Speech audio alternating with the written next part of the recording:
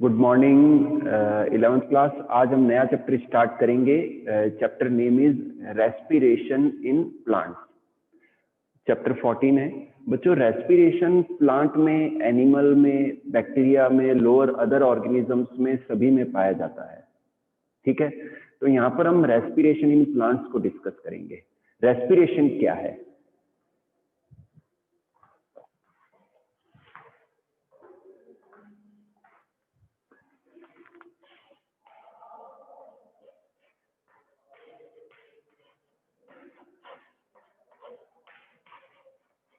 At first हम discuss करते हैं व्हाट इज रेस्पिरेशन। बच्चों, रेस्पिरेशन एंड ब्रीदिंग ये दो अलग अलग चीजें, ठीक है ना। हम इसको एक ही मान लेते हैं। नहीं बेटा, ब्रीदिंग का जस्ट मीन होता है exchange of gases, inhalation and exhalation of the gases. What is breathing?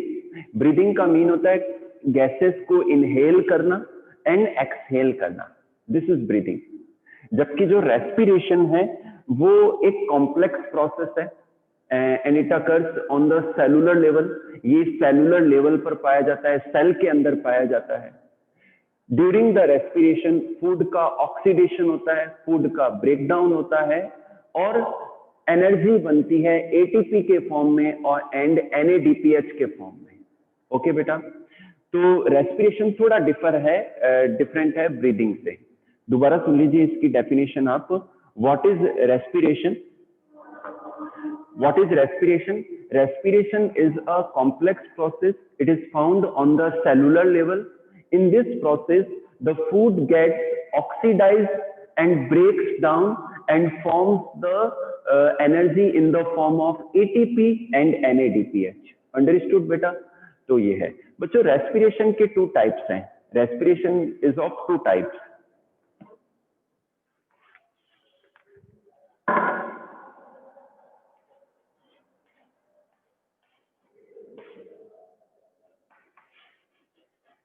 anaerobic respiration and aerobic respiration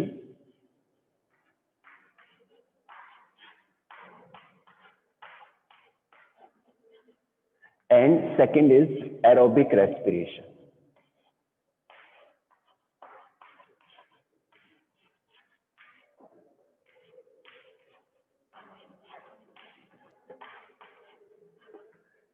सबसे पहले बच्चों लेते हैं anaerobic respiration.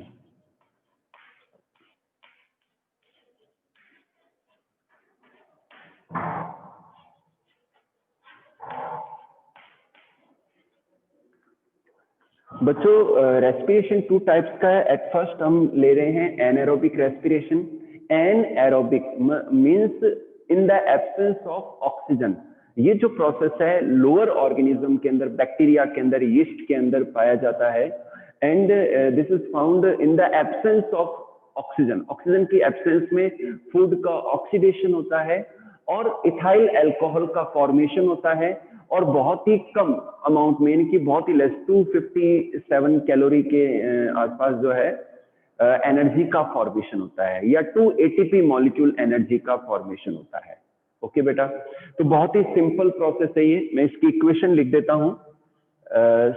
C6H12O6 in the absence of oxygen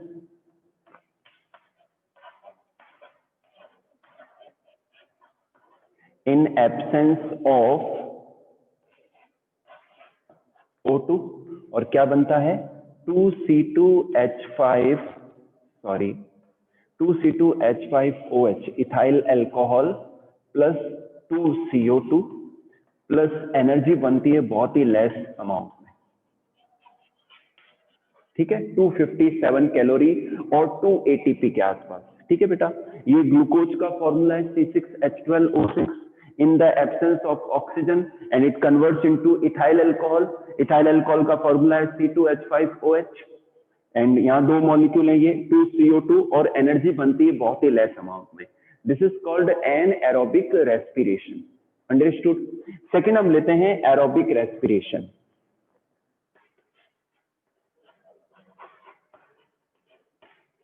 aerobic respiration.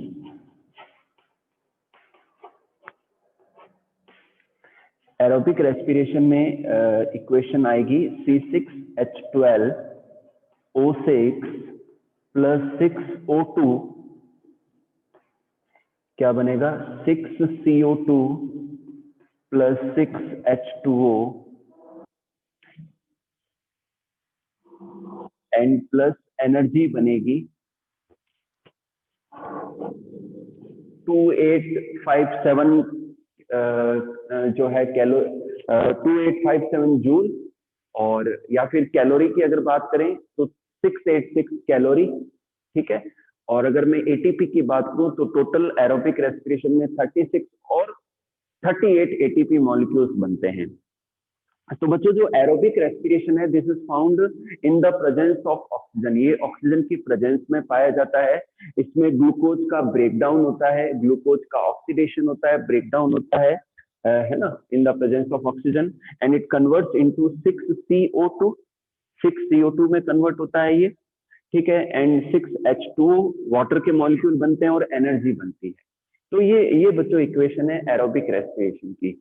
अब बच्चों बात करते हैं कि जितना सिंपल ये स्टेप और प्रोसेस आपको दिख रहे हैं वैसे है नहीं, क्योंकि दोनों ही रेस्पिरेशन में कई सारी जो कॉम्प्लेक्स रिएक्शंस पाई जाती हैं, इंटरमीडिएट रिएक्शंस होती हैं जो कि एंड प्रोडक्ट तक जाती है, ठीक है। तो अब इसको हम रेस्पिरेशन को डिटेल में पढ़ेंगे।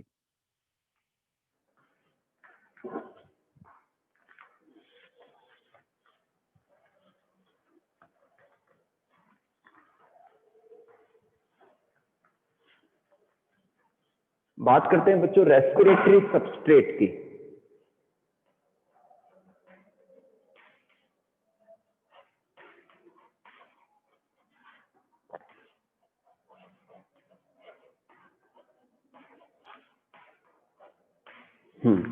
बच्चों रेस्पिरेटरी सबस्ट्रेट क्या है? बच्चों रेस्पिरेटरी सबस्ट्रेट वो फूड कंपोनेंट या वो फूड सब्सटेंस है जो कि ऑक्सीडाइज होता है, जो कि ब्रेक होता है, ठीक है। तो उसे हम क्या कहते हैं? रेस्पिरेटरी सबस्ट्रेट कहते हैं। तो रेस्पिरेटरी सबस्ट्रेट के रूप में कार्बोहाइड्रेट यानी कि ग्लूकोज, सुक्रोज, स्टार्च, ठीक है, और इसके अलावा प्रोटीन, फैट, ये सभी क्या है? रेस्पिरेटरी सबस्ट्रेट के रूप में काम आते हैं। लेकिन बच्चों हम अगर एनिमल्स की बात करें, हमारी बॉडी की बात करें, तो इनके अंदर सबसे पहले जो ऑक्सीडाइज होने वाला फूड कंपोनेंट है वो ग्लूकोज है, कार्बोहाइड्रेट है। अगर किसी कारणवश हम भूखे हैं, हमने खाना नहीं खाया है और ग्लूकोज या कार्बोहाइड्रेट अवेलेबल नहीं है, तो उस कंडीशन में काफी लंबे समय तक ऐसा होने पर उस कंडीशन में फिर जो फैट है वो रेस्पिरेटरी सबस्ट्रेट का रोल प्ले करता है और उसका ब्रेकडाउन होता है और एनर्जी का फॉर्मेशन होता है। अगर किसी एनिमल की बॉडी में फैट भी कम है और फैट भी अवेलेबल नहीं है तो फिर प्रोटीन का ब्रेकडाउन होता है और वो रेस्पिरेटरी सबस्ट्रेट के रूप में काम आता है। तो यही कारण है कि कोई व्यक्ति लंबे समय तक पूरा न्यूट्रिशन नहीं मिल रहा है, फैट की कमी है, तो फिर उसका बॉडी और ज्यादा वीक होता चला जाता है, क्योंकि फिर प्रोटीन भी ब्रेक होने लग जाता है जिनसे हमारा शरीर बना हुआ है। तो बच्चों रेस्पिरेटरी सबस्ट्रेट के रूप में glucose, sucrose, starch, protein, fat, है ना, ये सब काम आते हैं। क्लियर होगी बात? जो कार्बोहाइड्रेट है उसका सबसे जो मोनोमर यूनिट होती है वो ग्लूकोज होती है। प्रोटीन की सबसे जो सिंपल यूनिट है वो एमिनो एसिड्स हैं, और जो फैट्स हैं, जो घी या तेल है, उसका सबसे सिंपल एसिड, जो सिंपल जो मोनोमर है वो फैटी एसिड एंड ग्लिसरॉल है। तो इसको बच्चों अपन इस चैप्टर के लास्ट में आरक्यू पढ़ेंगे, हम रेस्पिरेटरी क्वेश्चन पढ़ेंगे जिसमें अलग अलग जो रेस्पिरेटरी सबस्ट्रेट है उसका आरक्यू क्या है वो हम डिस्कस करेंगे, वो कैसे निकालते हैं वो भी मैं बताऊंगा। लेकिन अभी हम आगे चलते हैं, जो रेस्पिरेशन का प्रोसेस है उसको देखते हैं, ठीक है।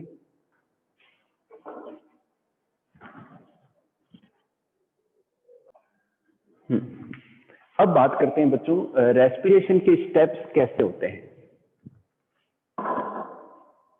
सबसे पहले मैं बात करूं कि जो ग्लूकोज है बच्चों,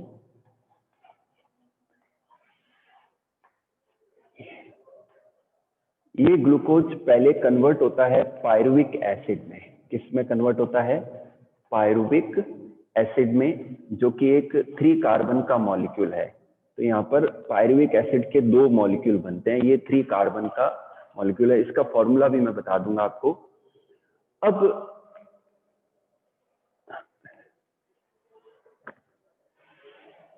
ये आपने 10th में भी पढ़ा होगा।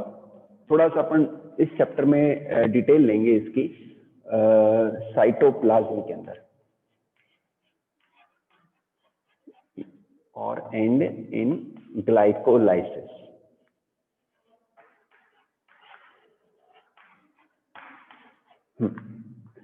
बच्चों सबसे पहले देखिए जो ग्लूकोज है वो सेल के साइटोप्लाज्म के अंदर डिफरेंट स्टेप्स एंड रिएक्शन से होता हुआ पायरुविक एसिड में कन्वर्ट होता है।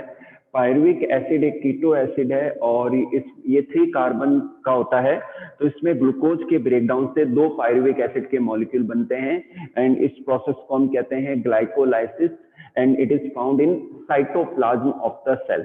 सेल के साइटोप्लाज्म के अंदर ये प्रोसेस पाया जाता है। ओके बेटा, सेल के साइटोप्लाज्म के अंदर ये स्टेप्स होते हैं, ठीक है। हाँ, अब देखिए बच्चों होता क्या है कि पायरुविक एसिड बनने के बाद में अब बैक्टीरिया में, यीस्ट में क्या होता है, साइटोप्लाज्म के अंदर ही in the absence of oxygen वो कन्वर्ट हो जाते हैं इथाइल अल्कोहल में या लैक्टिक एसिड में, ठीक है। तो यहाँ पर अपन जैसे मान लो यीस्ट के अंदर बात करें, इन yeast in cytoplasm in the absence of oxygen, ठीक है, तो ये कन्वर्ट हो जाता है 2C2H5OH में प्लस 2CO2 में एंड प्लस बहुत ही लेस अमाउंट में एनर्जी बनती है, ठीक है बेटा। सेकंड हम लेते हैं लैक्टिक एसिड बैक्टीरिया के अंदर भी, मसल सेल्स के अंदर भी, मसल्स के अंदर भी होता है in cytoplasm.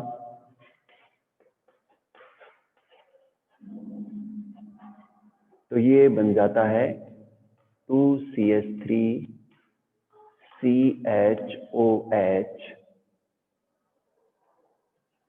COOH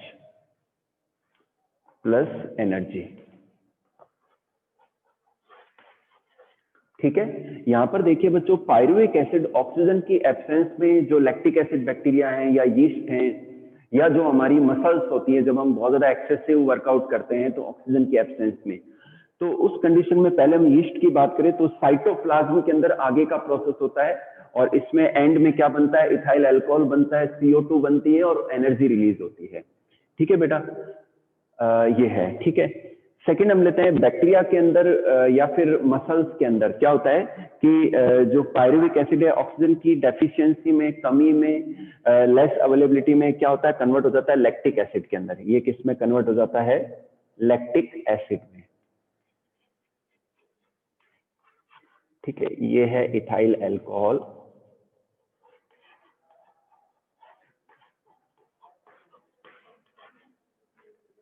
and energy बनती है। तो ये यहां से यहां का स्टेप सेल के साइटोप्लाज्म में और यहां से ये स्टेप भी सेल के साइटोप्लाज्म में ही पाए जाते हैं। नेक्स्ट हम लेते हैं कि जो पायरुविक एसिड है ये बच्चों ऑक्सीजन की प्रेजेंस में जो हायर ऑर्गेनिज्म है उनकी सेल्स के अंदर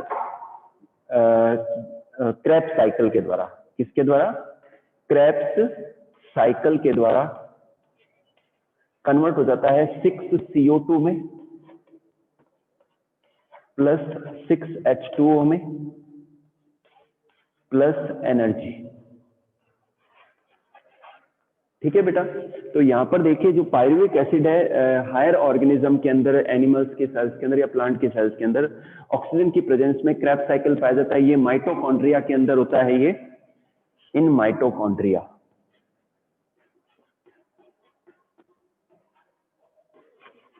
मैंने थोड़ा सा आपको रिलेट करता हुआ इसलिए पढ़ा रहा हूं क्योंकि ये पहले आपने पढ़ा है। मैं एक दूसरी टेबल बनाने वाला था, मैंने कहा ये जल्दी समझ में आएगी आपको। इसमें माइटोकॉन्ड्रिया के अंदर क्रेब्स साइकिल पाया जाता है और इसमें एट द एंड CO2 बनता है, वाटर मॉलिक्यूल रिलीज होते हैं और एनर्जी निकलती है, ठीक है बेटा। टोटल एनर्जी इसमें 36 या फिर 38 ATP के मॉलिक्यूल्स बनते हैं। तो ये काफी लंबा और कॉम्प्लेक्स प्रोसेस है जिसको हम आगे पढ़ने वाले हैं। तो बेटा यहां तक आपके क्लियर है ये। अब मैं ले रहा हूं ग्लाइकोलाइसिस। ग्लाइकोलाइसिस क्या है, उससे पहले मैं आपको एक चीज और बता दूं, एटीपी क्या है, एटीपी की फुल फॉर्म क्या है।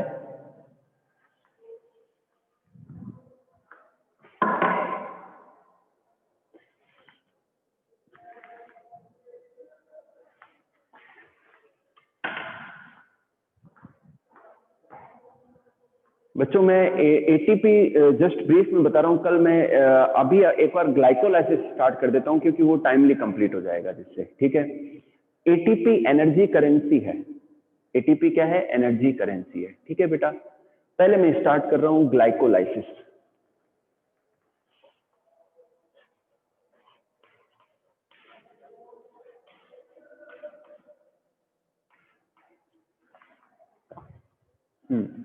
बच्चों ग्लाइकोलाइसिस जो है, ग्लाइकोलाइसिस के बारे में जो डिस्क्रिप्शन दिया वो थे Gustav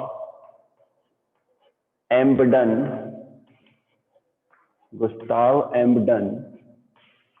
coma auto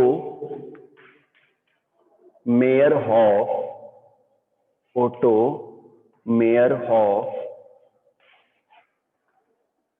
and J Parnas.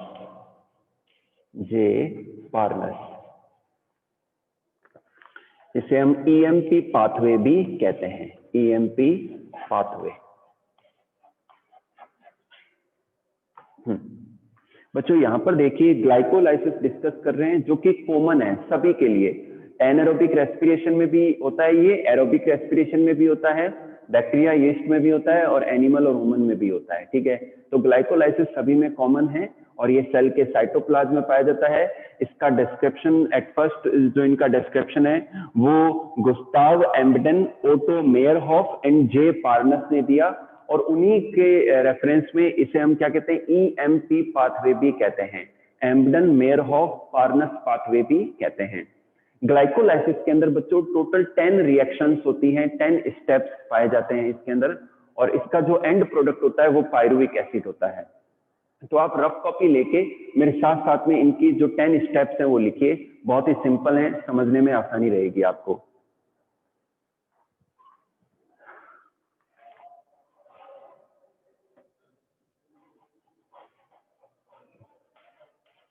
Glucose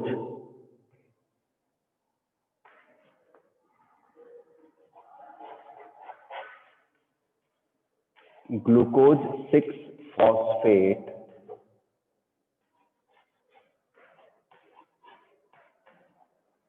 ठीक है बेटा।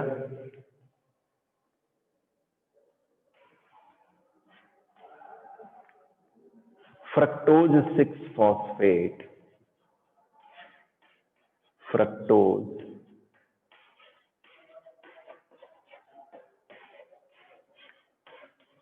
6 फॉस्फेट,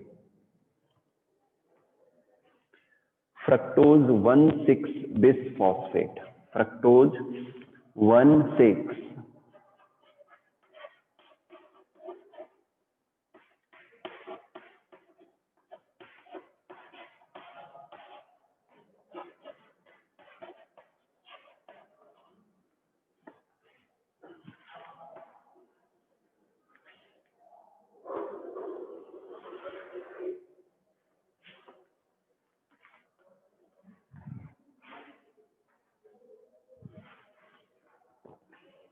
3-फॉस्फोग्लिसरेल्डिहाइड, 3-फॉस्फोग्लिसरेल्डिहाइड।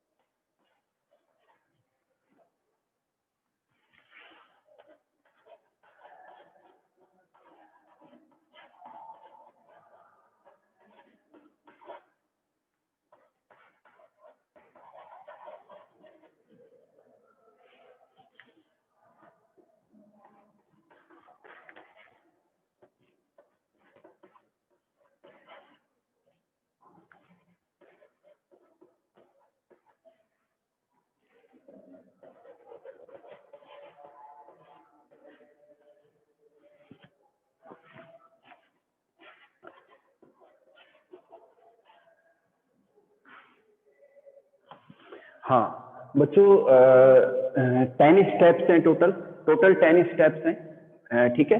और मैं आपको पहले 1 2 3 4 एंड 5 स्टेप्स एक्सप्लेन कर रहा हूँ, फिर मैं नेक्स्ट स्टेप लूंगा, ठीक है। वैसे सीक्वेंस में ये पूरा 10 स्टेप्स एक साथ आ जाएगा आपकी नोटबुक के पेज के ऊपर। सबसे पहले लेते हैं बच्चों, रेस्पिरेटरी सबस्ट्रेट है ग्लूकोज, जो कि 6 कार्बन का एक मोनोमर यूनिट है, ये हेक्सोज है, ठीक है। जो ग्लूकोज है हेक्सोकाइनेज एंजाइम के द्वारा, ध्यान से सुनना बच्चों, ये एंजाइम भी लर्न करने जरूरी है। स्टेप्स तो आपको लर्न हो जाएंगे, लेकिन 1 से 2 बार देख देख के लिखने पर आपको जो डिफरेंट एंजाइम्स हैं वो लर्न होना स्टार्ट हो जाएंगे। तो ग्लूकोज पहले कन्वर्ट होता है ग्लूकोज 6 फॉस्फेट में, किस एंजाइम की प्रेजेंस में? हेक्सोकाइनेज एंजाइम की प्रेजेंस में। और यहाँ पर एक एटीपी खर्च होगा, यहाँ पर कितने एटीपी खर्च होंगे? एक एटीपी खर्च होगा, ठीक है। और क्या बनेगा? एडीपी बन जाएगा और इनऑर्गेनिक फॉस्फेट बन जाएगा, जो कि ग्लूकोज के साथ में ऐड हो जाएगा। और यहाँ पर मैग्नीशियम आयन की भी प्रेजेंस है, यहाँ पर क्या है बच्चों? मैग्नीशियम आयन की भी प्रेजेंस है। सेकेंड स्टेप क्या गया? Glucose 6 phosphate.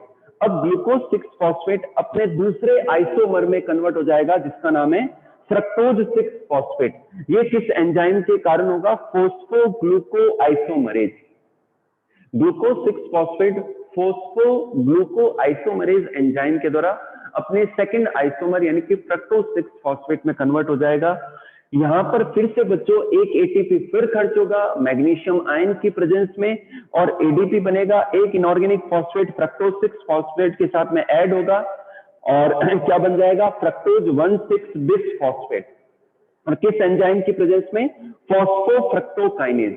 फॉस्फोफ्रक्टोकाइनेज एंजाइम की प्रेजेंस में फ्रक्टोज 6 फॉस्फेट कन्वर्ट हो जाएगा फ्रक्टोज 1,6 बिस फॉस्फेट में। अब बच्चों देखिए, fructose 1,6 bis phosphate aldolase enzyme की प्रेजेंस में कन्वर्ट होगा 3-फॉस्फोग्लिसरेल्डिहाइड में। किसमें कन्वर्ट होगा? 3-फॉस्फोग्लिसरेल्डिहाइड में। यहां पर भी इसका एक मॉलिक्यूल बनेगा, ये अपने दूसरे आइसोमर में कन्वर्ट हो सकता है, जिसका नाम है dihydroxy acetone phosphate. Dihydroxy acetone phosphate ये किस एंजाइम के द्वारा कन्वर्ट होगा? फॉस्फोट्रायोज आइसोमरेज। ये कन्वर्ट हो सकता है, और नहीं तो जो 3-फॉस्फोग्लिसरेल्डिहाइड है ये अपने नेक्स्ट जो फॉर्म है उसमें कन्वर्ट हो जाएगा, ठीक है बेटा। चलिए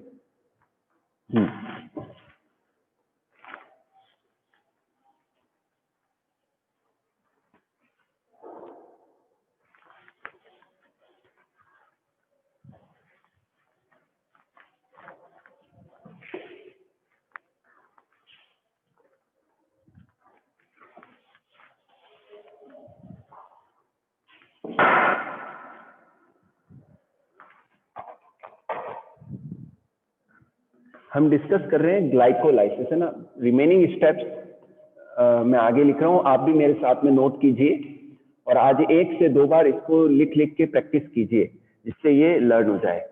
तो अपन कहां थे? 3-फॉस्फोग्लिसरेल्डिहाइड।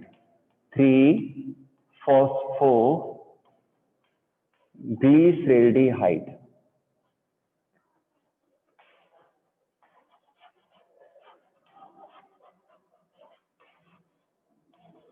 थ्री-फॉस्फोग्लिसरेल्डिहाइड एंड ये 1 मॉलिक्यूल इसका, ठीक है।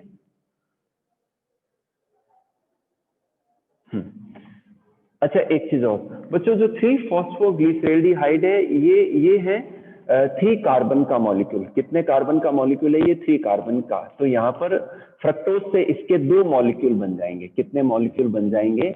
2 बन जाएंगे। अब ये कन्वर्ट होगा अपने नेक्स्ट आइसोमर में और एक इनऑर्गेनिक फॉस्फेट जुड़ेगा और H2O। तो क्या बन जाएगा? 1,3 बिस फॉस्फोग्लिसरेल्डिहाइड। बिस फॉस्फोग्लिसरेल्डिहाइड, ओके। और इसके भी 2 मॉलिक्यूल बनेंगे, ठीक है। अब 3-3 कार्बन के 2 मॉलिक्यूल बनते जा रहे हैं, ठीक है बेटा। और अब ये अपने नेक्स्ट फॉर्म में कन्वर्ट होगा NAD plus NaDH plus H plus. ठीक है, यहां पर ये 2 मॉलिक्यूल है ना, किसके? NaDH के 2 मॉलिक्यूल बन रहे हैं और एंजाइम का नेम है triose phosphate, triose phosphate dehydrogenase, dehydrogenase. तो इनसे क्या बनेगा बच्चों? 1,3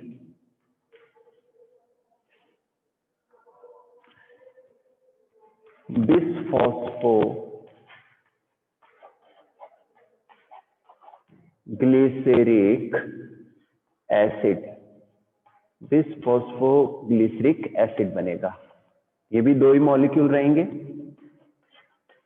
ओके, चलिए नेक्स्ट, फिर ये अपने नेक्स्ट फॉर्म में कन्वर्ट हो रहा है जिसका नाम है 3-फॉस्फो ग्लिसरिक एसिड, 3-फॉस्फो ग्लिसरिक एसिड। ठीक है, इसके 2 मॉलिक्यूल्स बन जाएंगे एंड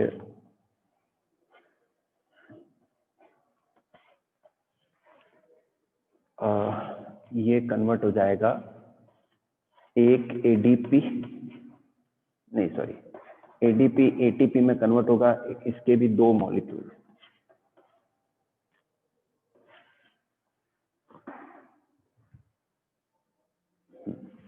टाइम कम है बच्चों, जल्दी से इसको कंप्लीट करते हैं। फॉस्फोग्लिसरिक, फॉस्फोग्लिसरिक ट्रांस फॉस्फो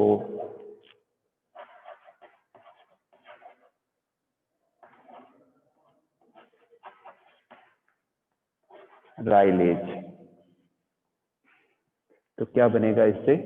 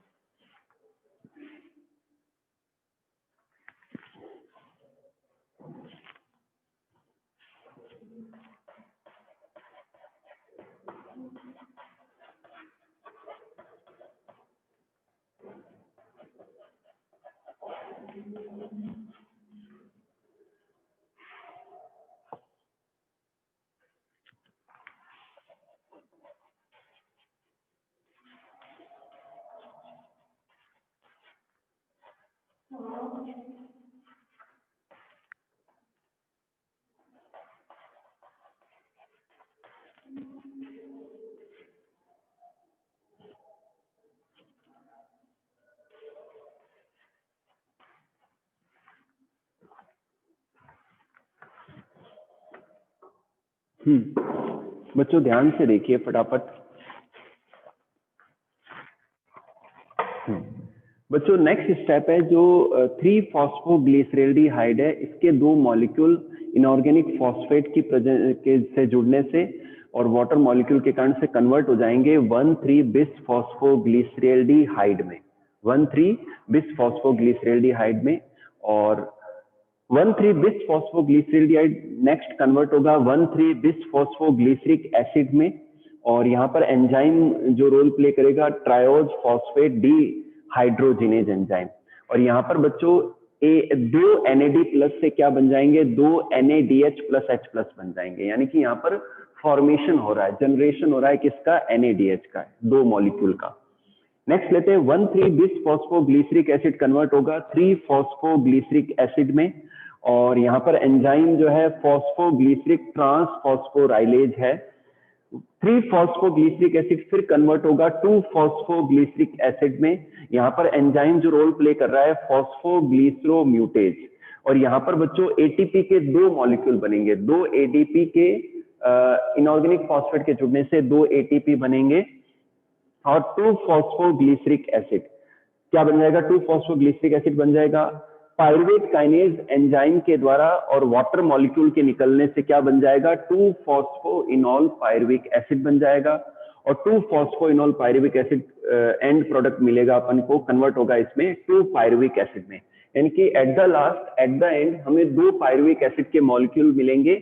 और phosphoenol pyruvic acid pyruvate kinase enzyme के द्वारा पायरुविक एसिड में कन्वर्ट होगा, और यहाँ भी बच्चों 2 एटीपी बनेंगे। तो 2 एटीपी यहाँ बन रहे हैं, 2 एटीपी यहाँ बन रहे हैं, 2 NADH2 यहाँ बन रहे हैं, और 2 एटीपी पहले खर्च हो चुके हैं। इनिशियल जो फर्स्ट और थर्ड स्टेप थे ग्लाइकोलाइसिस के, उसमें एक एक एटीपी खर्च हुआ था।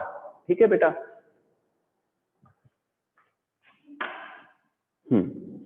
तो 11th क्लास ये ग्लाइकोलाइसिस के स्टेप्स थे, आप लिख लीजिए। आज की क्लास में इतना ही करेंगे, रिमेनिंग टॉपिक्स को कल हम आगे पढ़ेंगे। ठीक है, कल मैं आपको कैलकुलेशन भी बताऊंगा कि कितने एटीपी बने, कितने NADH बने और कितने एटीपी खर्च हुए हैं, तो उसको लेस करके ग्लाइकोलाइसिस में नेट जो नेट एटीपी है कितने बनते हैं वो अपन कल की क्लास में चेक करेंगे। ठीक है।